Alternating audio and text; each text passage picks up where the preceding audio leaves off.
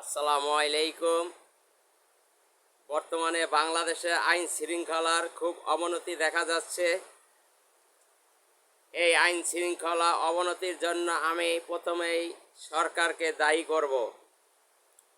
অনেক সময় সোজা আঙ্গুলে ঘি ওঠে না, আঙ্গুল বাঁকা করতে হয়। সরকারের এই ধীরগতিতে রাষ্ট্র চলার কারণে আজকে বাংলাদেশে একটি গোষ্ঠী মাথা চারা দিয়ে উঠছে। গোপালগঞ্জে যারা হামলা করেছে, যে সমস্ত জঙ্গি,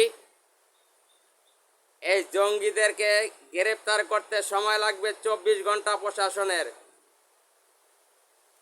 কাজ করতে হবে। গোপালগঞ্জে যারা মোবাইল ব্যবহার করেন, প্রত্যেকের মোবাইল থেকে তাদের নাম নিয়ে তাদের কল লিস্ট চেক করে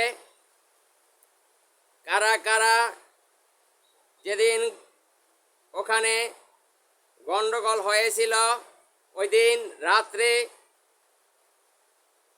কে কার সাথে কথা বলেছেন তাদের কল রেকর্ড চেক করা হোক। মোবাইল ট্র্যাকিংয়ের মাধ্যমে তাদেরকে ধরা খুবই সহজ,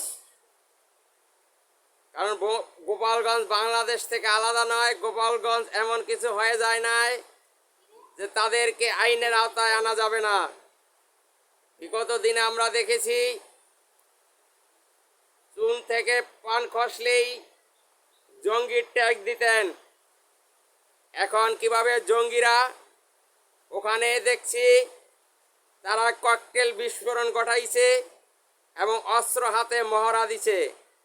প্রশাসনের ক্লিয়ারেন্স নিয়ে এনসিবির নেতারা ওখানে গিয়েছিলেন, তখন তো তাদেরকে বলা হয় নাই যে আপনারা এখানে আসবেন না, নিরাপত্তার ঘাটতি আছে। তখন তারা বলেছিলেন এখানে কোনো সমস্যা নাই, আপনারা আসেন। এর জন্য আমি প্রশাসনকেই দায়ী করব, সম্পূর্ণভাবে প্রশাসন দায়ী। প্রশাসনের সাথে এখনো আওয়ামী ফ্যাসিবাদের সাথে কথোপকথন হয়। তাদের কল লিস্ট চেক করলেই সব কিছু বেরিয়ে আসবে। জুলাই যোদ্ধাদেরকে আমাদেরকে সর্বোচ্চ নিরাপত্তা দিয়ে রক্ষা করতে হবে।